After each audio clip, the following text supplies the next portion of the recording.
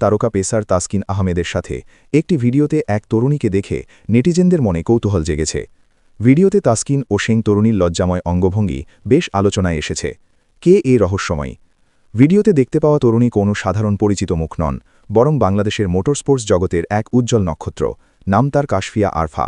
মাত্র ২০ বছর বয়সেই তিনি অর্জন করেছেন দেশের প্রথম এবং একমাত্র নারী রেসিং ড্রাইভারের গৌরব।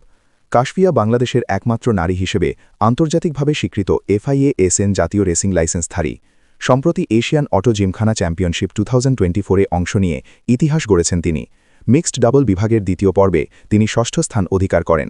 পুরুষাসিত কঠিন খেলায় গতির সাথে পাল্লা দিয়ে কাশফিয়া প্রমাণ করেছেন যে অদম্য ইচ্ছা থাকলে নারীরাও যে কোনো চ্যালেঞ্জ জয় করতে পারে। তাসকিনের সাথে তার উপস্থিতি কেবল দুই ভুবনের দুই তারকার সৌজন্য সাক্ষাৎ ছিল। বাংলাদেশের লাল সবুজ পতাকাকে বিশ্ব রেসিং ট্র্যাকে তুলে ধরা লড়াকু তরুণীকে নিয়ে এখন গর্বিত পুরো দেশ। সত্যের সন্ধানে দেশ দর্পণ টিভি। আজকের মতো এ পর্যন্তই। ধন্যবাদ।